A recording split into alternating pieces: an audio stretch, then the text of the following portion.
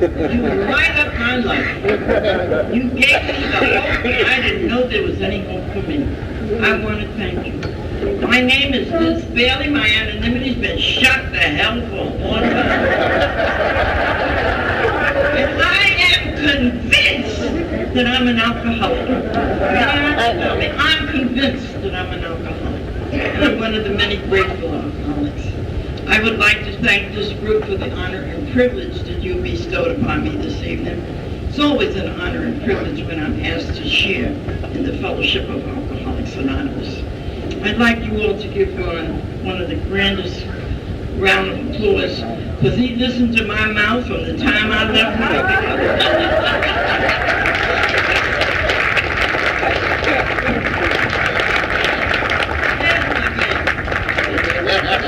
He is a doll. Don't you all take him from me, though. He is so wonderful. I have so many of my friends here this evening that I got emotional there for a few minutes, because I had said to Ron in the car, I know I'm going to have a reunion when I get to this meeting tonight. Because many years ago, I used to come to Woodbridge to speak. Yeah. Many years ago. And in fact, I've covered all of Jersey. And they used to say, when are you going to move over here? I was over here so much. But God is in charge. And knowing that He's in charge, He's had me go many different parts of my journey. In fact, I just came back from Alaska. And I heard this one up there, and I'm bringing it back to you. I got the monkey off my back, but the circus is still going on. Think about it. It's true. You got the monkey off your back, you're not drinking or drugging, but the circus out here is still going on. Think about it. And I love that. It hit me with a blow. I used to tell you, too, the one that about the minister. The minister was preaching, and he says, if you drink alcohol, you're doomed to die. And the little old lady down front, she said, hey, man. He said, now, if you smoke those cigarettes, you're doomed to die. And she said, hey, man. He said, now, if you chew tobacco, she said, look at that. He done stopped preaching and gone to meddling. So I'm going to go to meddling. You know we hate the truth, don't we? We hate the truth. But if you can face the truth, it'll set you free. It certainly will. Just facing it. I drank for a period of 19 years before I came here. And I've got to tell you all, nobody out there has ever told me anything about alcoholism or sobriety. I never heard that.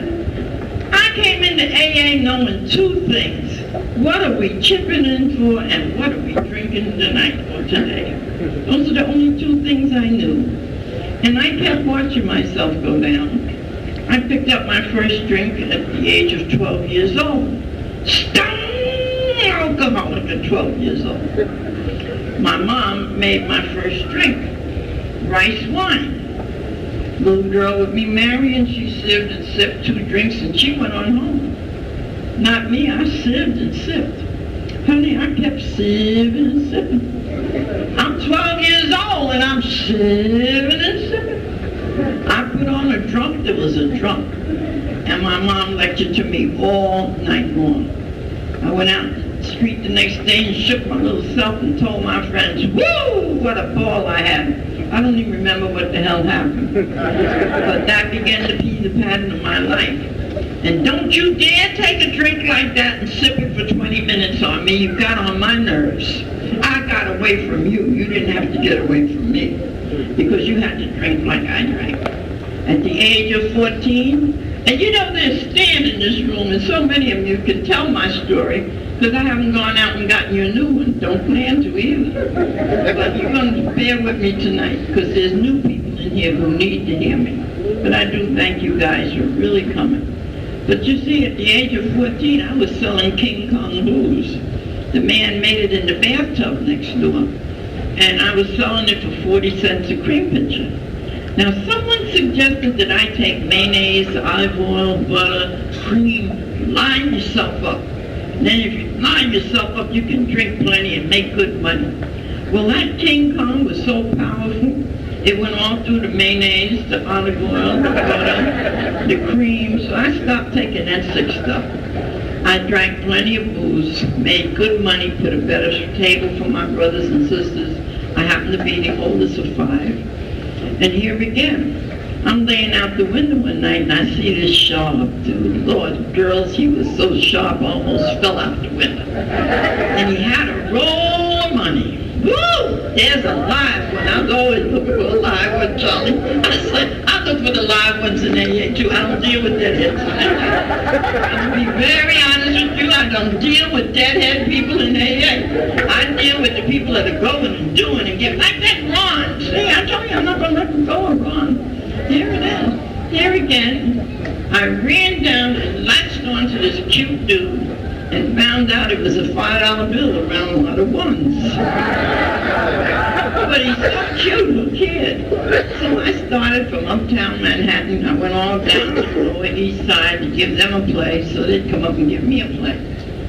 At the age of 14, you could not tell me I wasn't a woman. I'm drinking, I'm partying, I'm hanging out.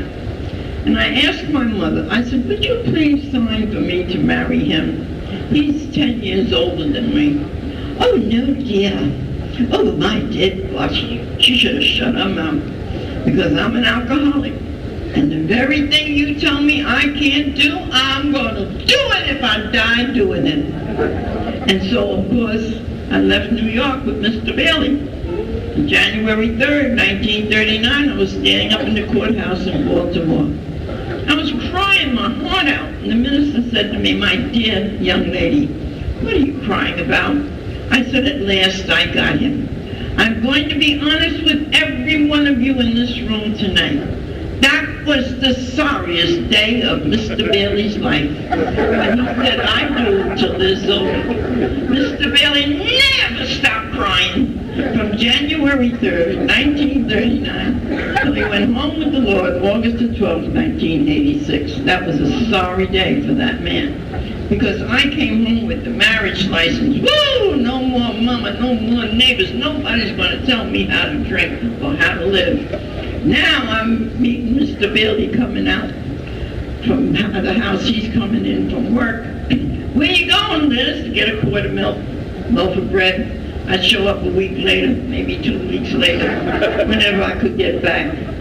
Okay, I'm watching me go down. I have to have a drink to wash, to iron, to cook, to talk. I began to take the bottle out on the front stoop. Now, you didn't do that in my neighborhood up there. I lived across from Mother Cabrina up there.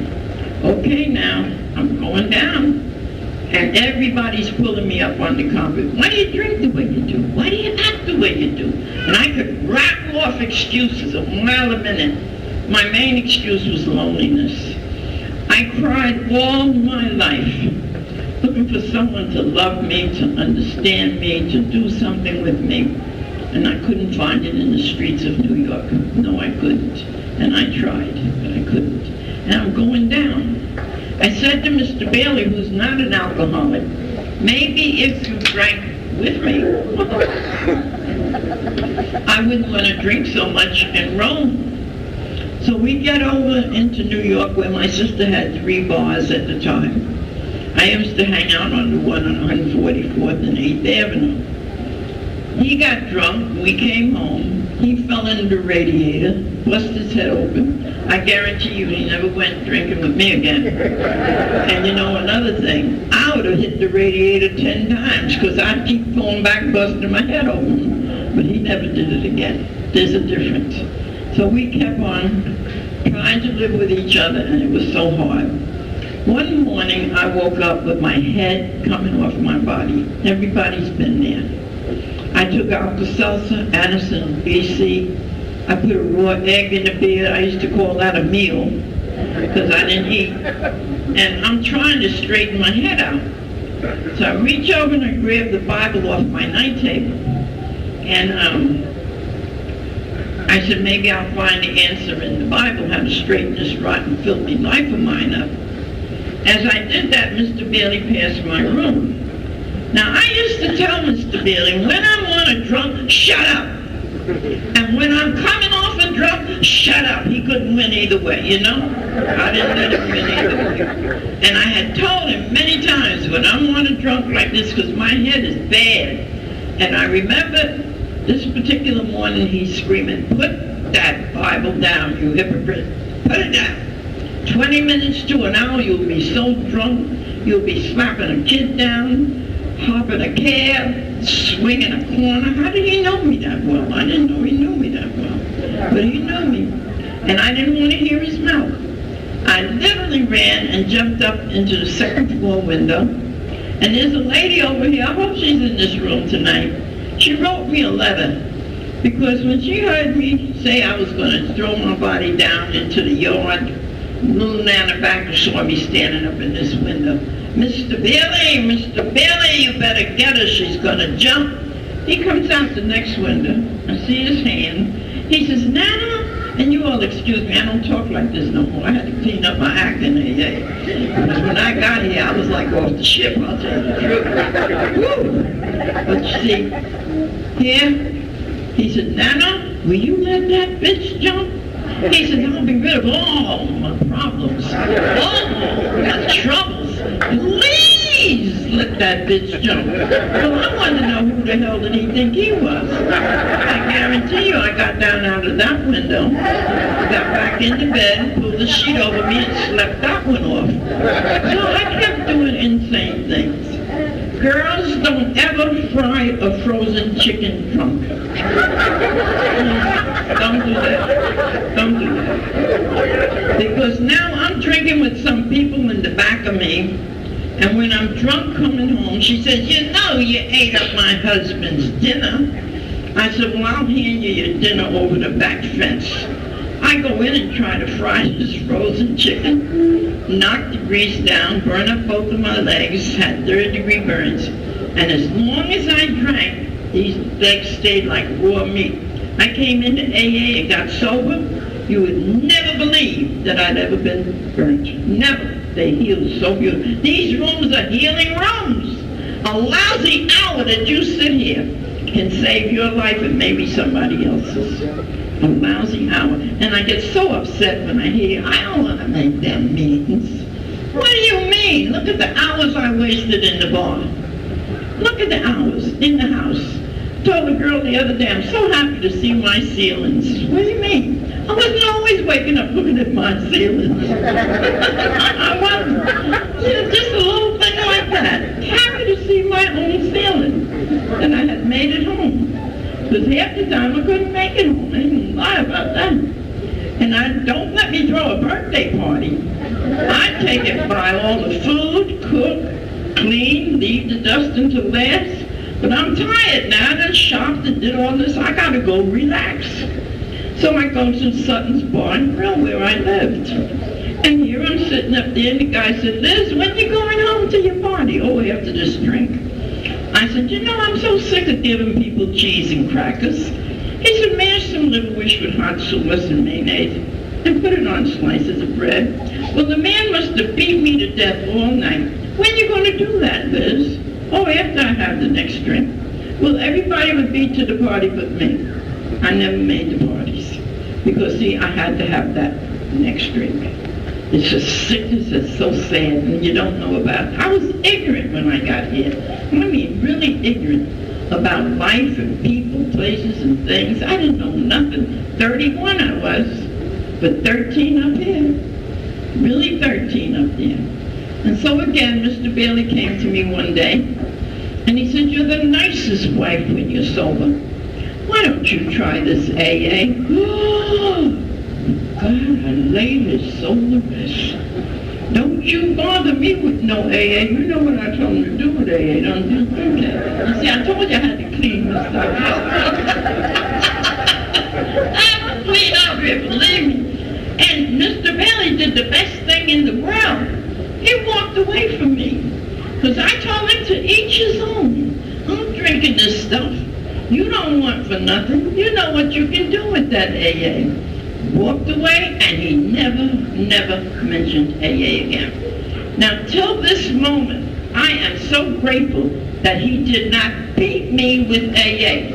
We don't beat you with AA, we attract you to AA.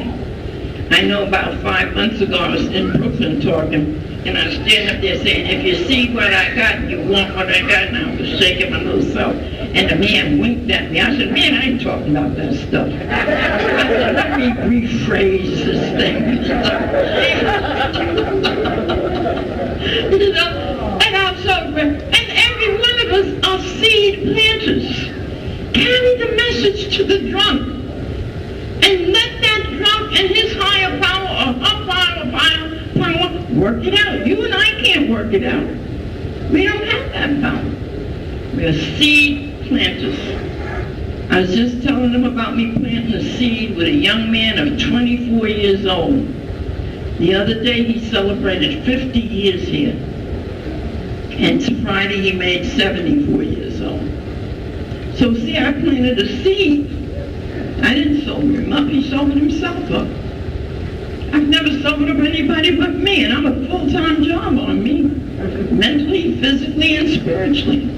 Keeping me totally into the one person. If you let any one of them 3 departments down, you're down.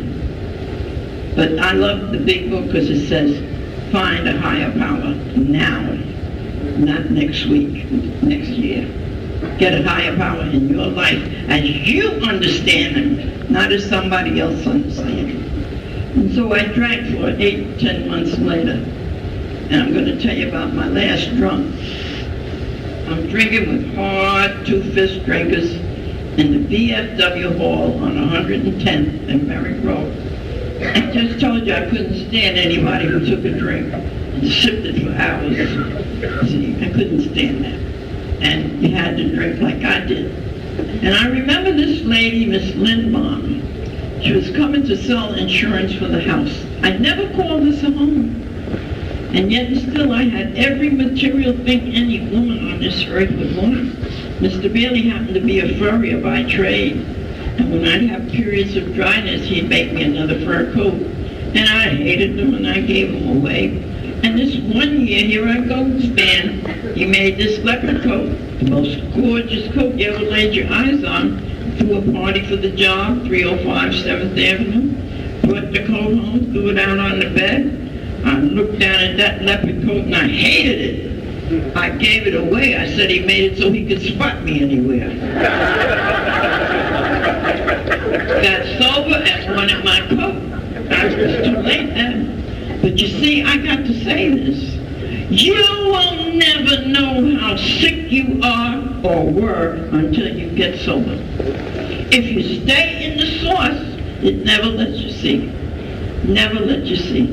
So you've got to get sober to see how sick you are. And when I got sober, I wanted my leopard coat. And it was too late. Because I didn't realize how sick I was to give that coat away. And things like that. And of course now, I'm waiting for Miss Lindbaum to come to sell some insurance for the house.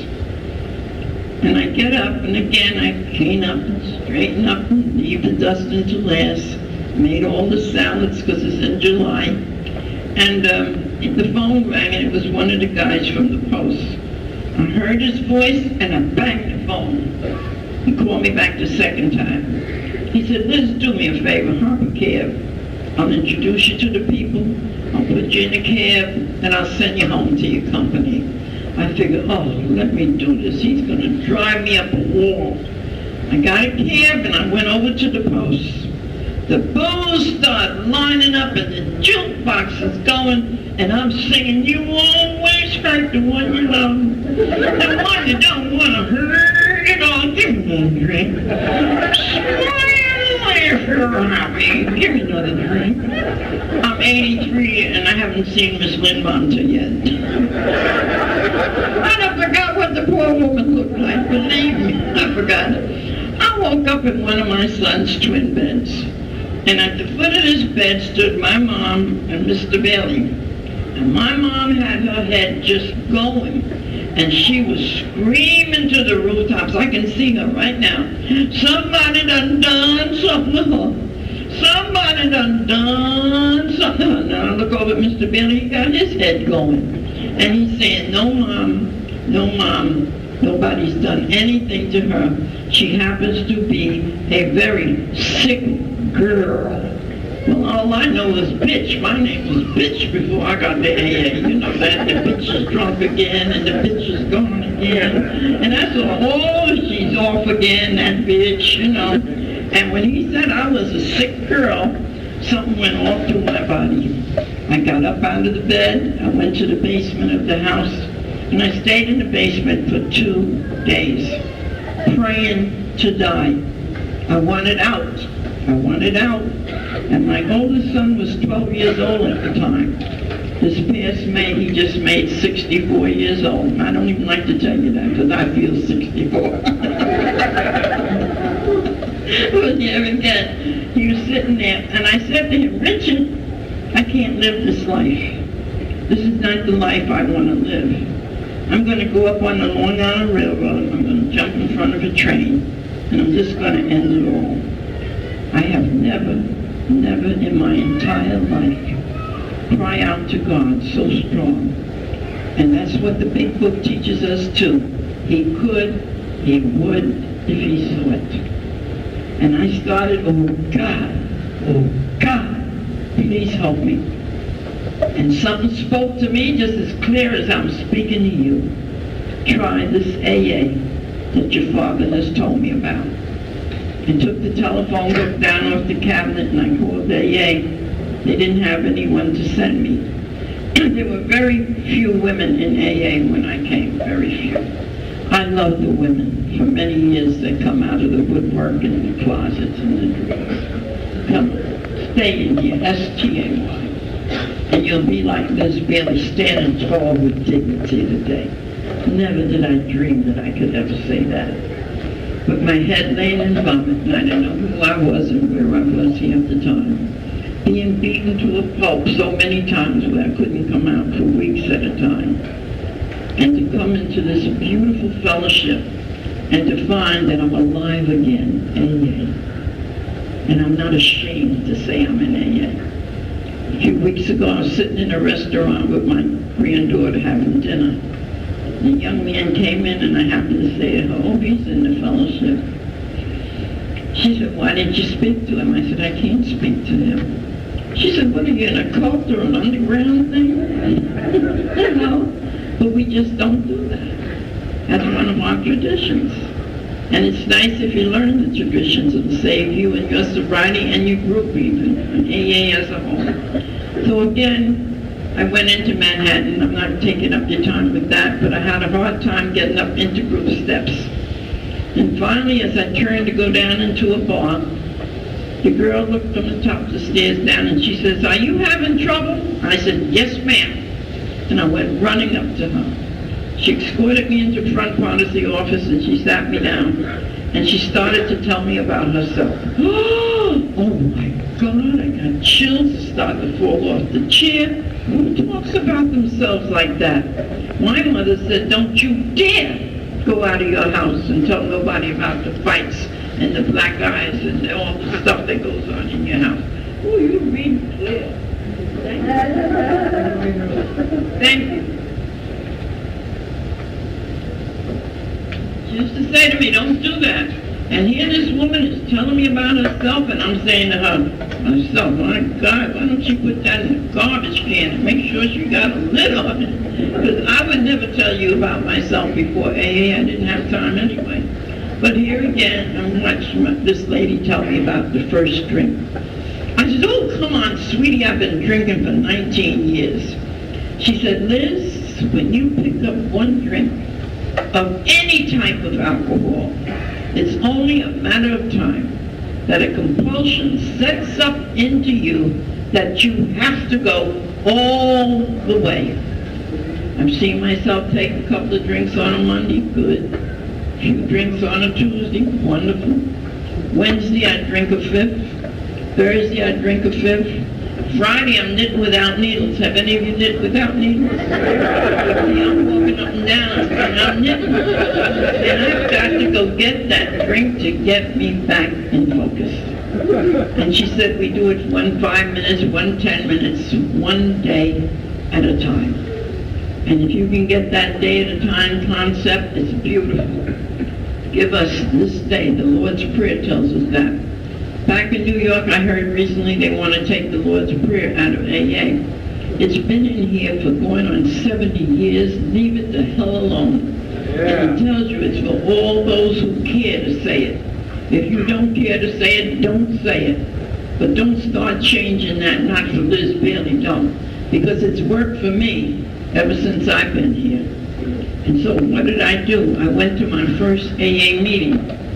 I got my hair done. I bought a little two-piece blue suit. And let me tell you one thing. I used to go to the beauty parlor, and when I'd get drunk, the booze went to my hair. I had afro way before afro came in style. I sure did from that booze. And so I'm going to AA now, so I get it just together. And I walk into my first AA meeting, and there's two girls behind the coffee counter. And they look up at me and they said, "You don't look like an alcoholic." I said, "What the hell did I get myself into?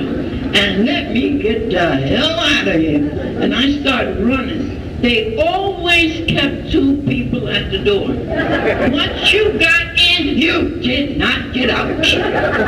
Not like this today, in and out. There was none of that stuff back there. And when this man hit me on the shoulder on my way out, he says, "Where are you going and what's the matter with you?" I said, "Those girls said that I don't look like an alcoholic. I don't know what an alcoholic looks like, but I'm about to lose my mind, my home, my children, and everything through drinking." He said, "Have a seat, sweetie. You in the right place." And that was July the 11th, 1952. I have 52 years going into 53 now without picking up that first drink. And I can honestly tell you, when you really stop to think of it, what excuse have any of us got to go back out there? There's none. Not a one. I have never seen alcohol help anybody. And I listen to you guys who are coming back, and in 52 years, not one of you coming back and told me it's so great out there. No, I listened to you. It's not that great. Ron told me today it's not that great. No, I know it. And I'm no different than you. I know I'm living with a granddaughter today. Where you going, Nanny? To a meeting. Over 50 years and you're still making meetings? Bye. And out the door I go. Because I can't explain to her, which I can explain to you, that I'm an alcoholic. I'm not cured. The progression is still going on inside of me.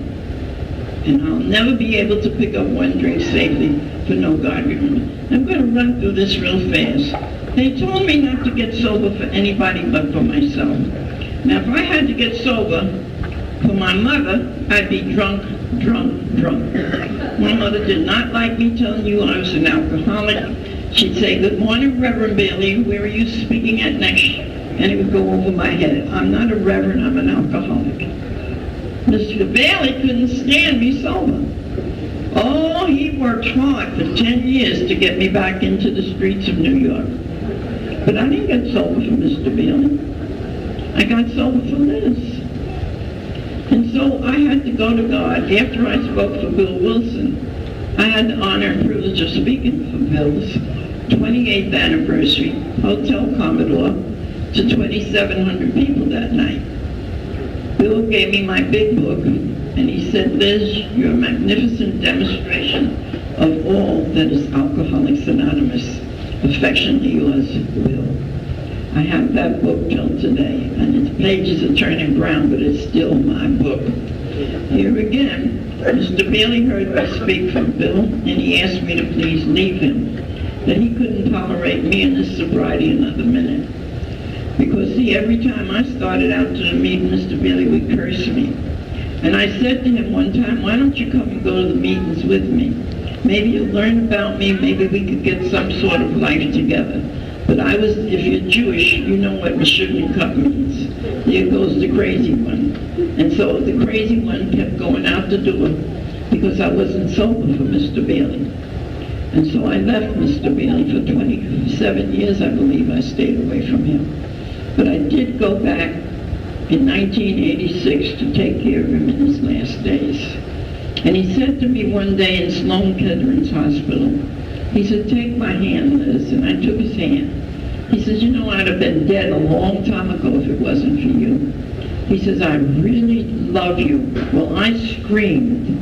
I had been married to Mr. Bailey for 47 years, and I never heard it. But girls, I got it before he left here. I sure did get it before he left here. I have an older son. I told you about the 12-year-old son, who's 64. And he lets you know he hates my living guts. And he will never forgive me or forget me. And his children, who are in their 30s now, can't stand it that their father doesn't talk to me. I have to console these girls all the time that it's all right if he ever talks to me. Because I found a God in AA. Oh, yes, I did. Took me 5 years, but I found him. Greater is he that is in me than he that is out there in this world. And also to know that the God that I found here has forgiven me 70 times 7. So any man, woman, or child want to hold my past over my head has to be their problem. It's not mine. And I keep on keeping on. I had a son named Dennis, handsome dude. He had just made 28 years old, alcoholic and addict. Dennis, that's why I love the young guys. Dennis, the right road may be hard, but you'll be the winner. The easy road, the price is heavy. And Dennis was shot and killed June 25th at 2 o'clock in the morning, and he left a beautiful wife and 2 children. I have a daughter, Judy, who was 5 when I stopped drinking. And just a few years ago, Judy got Lou Gehrig's disease. And that was the hardest thing for me to see. My beautiful daughter go down to a skeleton, because Lou Gehrig does that. It eats you up alive. And I happened to be in Colorado Springs getting ready to speak when the girl came to the car and she said, "Your daughter just passed at 1:20. And so they rushed me right back to New York and they mailed my things from the hotel. I have a beautiful AA baby. I named her after AA. She's 48 years old. Her name is Adrian Anita, after AA. But 30 years ago, she changed it to Aisha. She's a Muslim. She wears the shroud and she covers her beautiful face. And she says to me, "Mother, are you accepting me as a Muslim?" Well, I'm not raising no more children. After 14 years old, you don't raise them. No, you don't. I said, "You can be Buddhism, I really don't care who it is." As long as it's helping you be a better person, I have nothing to do with that. She gave me 12 grandchildren. 6 are living and 6 are dead. I have 17 grandchildren that I see by appointment only. I'm not babysitting, I'm telling you right now. Even the one I live with have to mark it on my calendar and see what I'm doing before she asks me to take care of Maya. No, this is too busy moving. See, I've gone up and had 9 operations in 41 years. I've been cut to pieces, drunk and sober. Went up and had 3 operations in 6 weeks. The doctor said, "You've got cancer. I'm going to give you 6 months to live." I said, "You're not going to give me nothing." Because I live one day at a time. I'm now 36 years an arrested cancer patient. The doctor's dead, I'm not.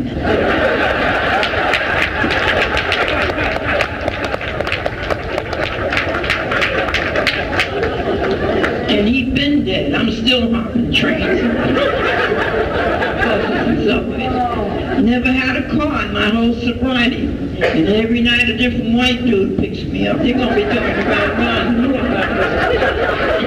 And they say, "Oh my God, from a drunk to this, what is she putting down?" Well, I thank God for many years I know what I'm putting down, but I must never forget the days that I did not know what I was putting down. Just never forget that. And just think it's still out there waiting for me. Anytime I choose. Anytime. But I don't choose to go back out there. I will go to any lengths to keep this gift. AA and sobriety is a gift. If you've got it, treasure it, love it, take care of it, because it's your gift. And I'm on a terrific journey, not a destination. I've been on a journey. I've covered every state in this United States but one. I used to say 2 with Alaska, but recently I just came back from Alaska. So I got Mexico City is the next one. And a girl from Staten Island told me she put my name in for next year. But that's in God's hands, not mine. You know, I've never asked anybody in my whole sobriety to let me speak anywhere. I don't believe in that, because that's my will. And my will was no good, never will be any good. And I'm the one that hangs on to that third step. Relieve me of bondage of self, that I may do thy will. And I've been serving a good God. He's brought me through so much. And he'll do the same for you if you let him. If you let him, get yourself out of the way and let him work, and you'll see it'll blow your mind. Just like tonight, my mind was almost blown in here. I said, Don, good thing I got a foundation, because if Donna walked up on me like she did tonight, I'd have been on the floor. I'd have been passed out, because I've had many a good day with Donna and Stan and most of these ladies sitting here. They have been with Liz Bailey all the way, all the way. And where do you find that we can do together what I could never do alone? I could never have come this far alone. I had my first sponsor for 28 years. You all knew her, Flo Melody.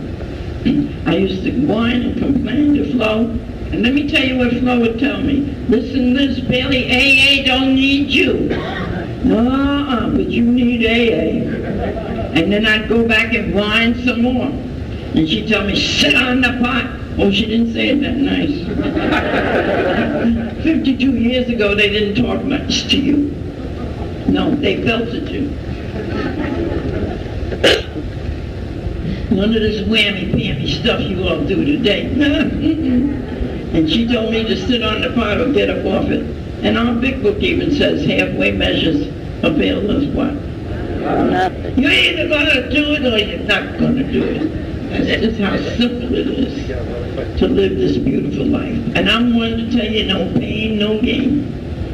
No fight, no victory. And I know I said to my doctor one day when she said to me, Miss Bailey, do you go to senior citizens? I said, oh, no. She said, why you do that? I said, because I can't take the moaning and the groaning. I hang on to the young dudes in AA. And these young dudes, I can be so down. You let me get around Charlie Brown and them people, I come alive. Come alive. So you see, I run to some meetings. I stay close to meetings. I go to a meeting every Wednesday at Intergroup in Nassau. And if I'm not there, they miss me, and if I don't see them, I miss them, so it works 2 ways. I hope you all will keep coming back and keep AA alive. Please, give something back in here. It's given you so much and will give you so much. Put something, get into action, just like you heard. When I came in, I couldn't get into Big Book and things. My mind wasn't there. But I did run around picking up drunks. And that guy told me in Van Wyck group one night, because when you went back to drinking after I 12-stepped you, I'd almost go to pieces. I wouldn't get drunk, but I'd cry and carry on. He said, Liz, you got to get hard. And I didn't know what he meant. But over the years, I know what he means. I cannot let you get to me because you want to go back out. The 3 weeks ago, I hugged a guy who was homeless. And I started to crying. And I said, why do you want to? He says, I know you. I said, I know you know me. And I said, why do you want to go out there and leave me? Don't leave me. He said, well, I'm not through drinking yet. I said, come on, Jim, let's go eat because I'm hungry. I went to eat because I can't stop him from drinking. But I could pray for him, just like you burn that candle for the drunk and the sick and the suffering. And prayer is powerful. Prayer is very powerful. So I thank God for each one of you coming out tonight to be part of my sobriety. Because without you, baby, I can't make it. I can't make it without you. And I don't want to make it. And I do go to any lengths. I went to Hawaii and I got off the plane. There was a banner on there.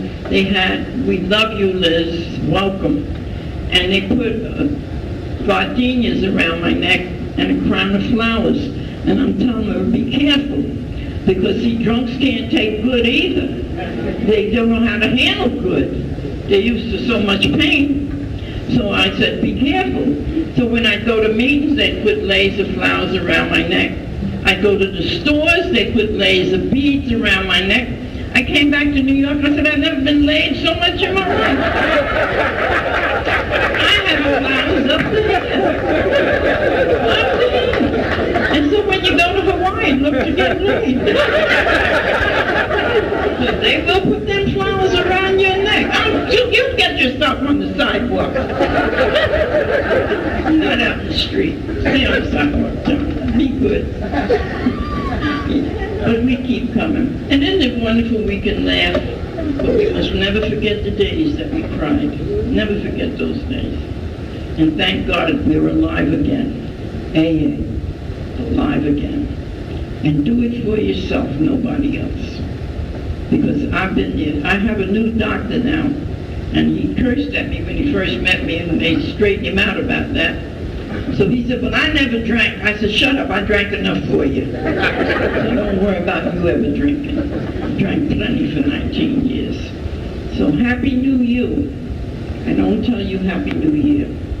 Happy New Year, because the year will take care of itself. And again, try not to make holidays an issue in your life. I trained myself like that from the beginning. Every day is Thanksgiving. When I can eat and have a roof over my head and $1 in my pocket to put in this basket, that's Thanksgiving.